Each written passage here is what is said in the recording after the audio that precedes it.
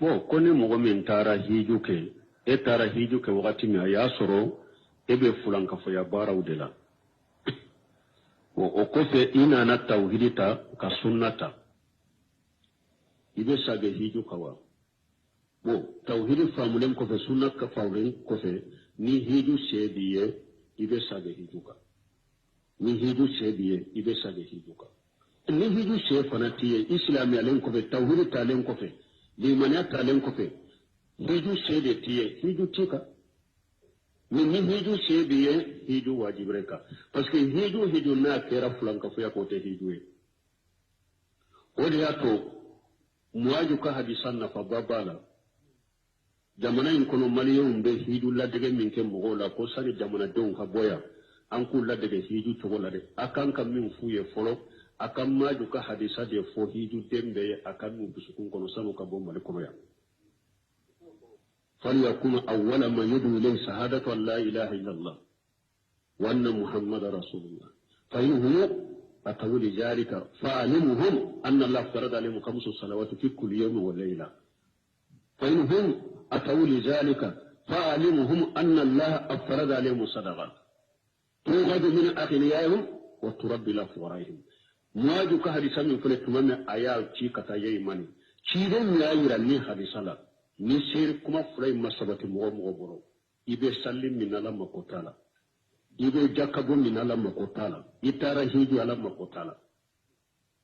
puru salli ki nafa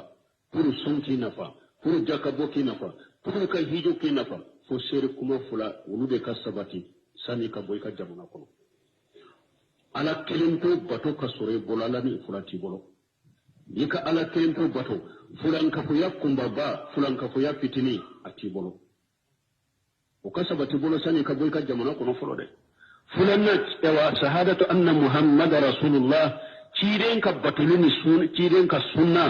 o sabatilen ka sore bolo sani ka bo malide ni shirku de bora malikata makka ibe hiju min kalam makotala itara jama chaya ikawori kiyana ni bora ya ini bidiya de bora maliya e tara makala matubu ngoyenye maka ikatubi ka hiju chugo nyumanke itara jama chaya de itara jama chaya odi ato seri kuma fula jamana naka hiju dombe bo aye ulude ode kalawla folo tauhidi ka sabatu bolo sanu ka bo maliya ciren ka bato chugo nyumani ciren ka sunna ka mo bolo ka sabatu bolo sanu ka boya ni min seri kuma fura sabatira min bolo de i bora ya itara hidula ika hiju beke hiju minale mais nin fura masabati bolo alamma ko site ka hijula itara jama chaya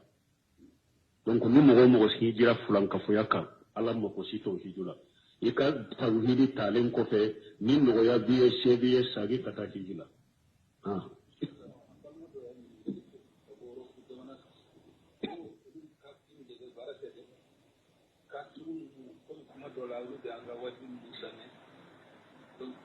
madola kunjiza ko kuma na adede ka mutabi ba ka an ka ni da to don fai o si ta le ka do don fai ale mo ko be minna ka kin be da wa to ale bi saka ni da fa mo ka ko da ka te da to da se da ni ko ni duri ala ni ni fo ko lu be yoro men ulul kafiru de be nyonga o be barake kafiru de bolo ko nu bo lu ka wajule nu be wajiru lamme kafiri ba fo ko ba ke kamulame wo ko ale be to ko fo kafiri ye doni wo puru ka dawa ko kafiri be dawa chogodi ko ninne dawa doye ni ye dawa dode ifule min na dawa dode do ka silamiya chogonyuma fwaye parce que kafiru ibn wele kata sir kuma fula de ma folo kafiri be wele kata sir kuma fula de ma mana ka ala yira la bro akado ko ala be kam amni adusukun kono akado ala be akado fana ala kilimpunge kanka bato bon ala bake ka ko munun ke jiya kono kama ko munun ke anin nema munun ke iya do odi ya to makka kafiru nu laje ala yire tumbu wele makka sura be mumba kono sankaba dan chugo dolo chugo du kono chugo sanju bena chugo mi ala be nyana malike chugo mi abin fagali ke chugo mi ala bake ka kaba ko munun ke dan fula ala ba tay wa kafiru wala ni wode tawhid rububiyya ibe to ka ala ka tamansen nunu ala ka kabako nunu ala ka nema nunu ala ka baki ka ko munu ke jiyan kono ibe to ko ulu de fo kafiru ye folo na mina duskun kono wakati min ko ala be ola iba wele kata ala kelimto batuma ni yire ya do kaba amini duskuna ko ala be ni ya do ala be mundika ika kelimto batu donc ibe kafiru wele kata ni to de la fo kamya duskuna awa ciiden ko ni lan yahdi Allahu bika rajulan wahidan khairul laka min humrin ni'ami akoni ala ye mo kelen kandani ka sababu yenina akawshi ma nyame bile parce que nous tile la nyame bile de tumbe sangala abe ko min nan ko akawshi ma miliyari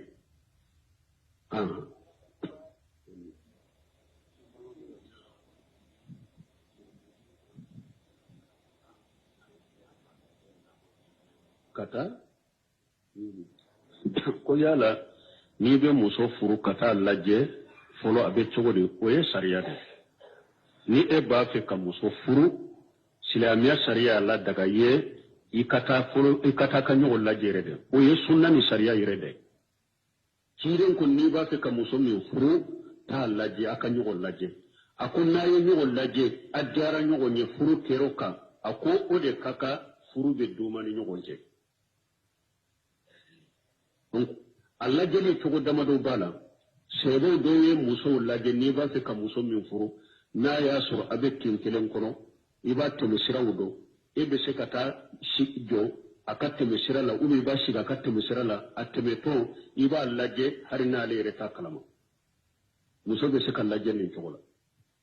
muso be se ka laje fana ibe ta fo uso kono fana ka fo aka mo ye ide muso karasa ne ba fe ka furu mba fe kaye na ya soro hari asuturalino hijabu de bala munya nye dawye don ka ba ko ne aka kunshigi ani aka tike farau abe nunun boy ku laje parce que c'est bon tun kera salafu muso de bu ka ko kun tige shi sakate ko mice sino furo la no be muso furu yere be nyinin kalike no maye akushigi kajja de uba ka sugude parce que muso min kunshigi kajja kunshigi janyali ye muso masiride wadi ato ko abai kumbu ba ko kun shigilla halal laje ana nyedaw ana tebe faraw ni ba laje iba ni mo wore bilayna atellan kolonya mafika muso yo folo atellan kolonya abeke aka mo do nyana aba nyugo laje alebe ebe aleye chiden tilela chedo ya fo chede ne ko karasa masina kadde muso ne ba fe kafuru o ya suru chedo muso be so de ko rute bo bogo tibinu sutura lende go so ko rute bo aw ciden ko ne ba fe ta lajjete ta nyina kam wo fe ka sirar dama ika lajje ce tara muso ukaddu kono ko fama wa ko de muso masinan ba fe ko de furu ciden ko kana aka yirina ngal lajje de muso fa dinna ko ne tinde muso boy ka lajje akwa tete kam muso nyire to aka hijabu la kofe akon ni ciden da ya nyamariya ko akanin laja yisra blatil laje ni ciden da ya nyamara ko akanin laje an yisra blatil laje aywa ya laje muso indiyara ya furu kera hera ifana donc laje li ciden ka sunna de sariya de do akera sa imirula ka laje akera sa itara ka sokono ayo nyogonye aya laje ayiye bashi to de islamia sariya yere ani sunna bon minnu b'a fɔ san ka photo ta bila lajɛli nɔ la dɔɔni kama ko tɛ wasake parce que numu dɔ bɛ n'u bɛ kɔfɛ n'u b'a fɛ ka muso furu ko a ka photo ta ka photo ci olu ma dɔɔni kama ko photo ye haramu de fɔlɔ photo tali ye haramu de o tɛ bɛ silamɛya sariya la nin tɛ daruya ye n'a bɛ photo ta la daga mɔgɔ kelen a filanan o ko ɛwɔ photo tɛ se ka lajɛli parasita mɔgɔ caman bɛ photo ta cogo ya nye eyaye photo la derrière tuma na nya kera nani ni misra ne ma do ni cogo la tama nyere fana be photo ta cogo ba ce juguya photo la eyaye amadja tuma mi eyere nana eyaye ni misra o photo te tenye ne yere hari do de laka ne yere photo yere tere muso yere appareil konyo ni feuna e ma ferala do yere de muso yere konyo de tumbe ko muso farla ko re yaye akwa lebe muso nfe fa o ka nyini furu ka siri o ko tale muso nje to ya dola yenne wala ko tiala ko muso dobe ko ne yere de ko akadinye furu sirra ko me muso yi sisa ne yaye to dola mandin du sukunye fe amen ndo en ko etumba furu wati me e maladia ako me ne yaye me wakati konyo de tumbe farle de to ya dola ne yaye me sisa mandin du sukunye re ntadum ba ke to me obe alaka hakiman dama donc muso be lajje o ye sunna de mais photo te se kan lajjeli fana parasita photo tali haramu ye o temenen ko fe photo se kan lajjeli parasita silamiya sariala ah do tumbe aka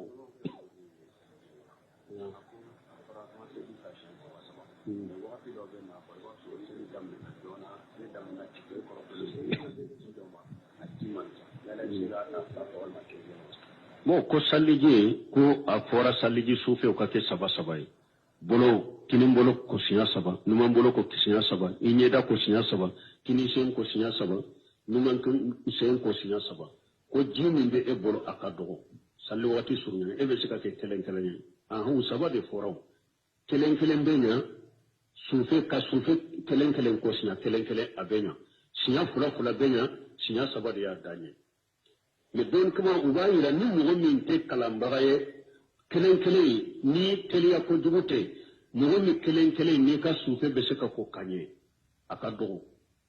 kelen kelen ni ka sufe be sika ko kanye akado ni ni yere kalambara de ni yere famulende te o ka kelen kelen ka do sunu usaba be fora kelen kelen benya ni ake kele anyana be kora abenya fula fula benya saba saba benya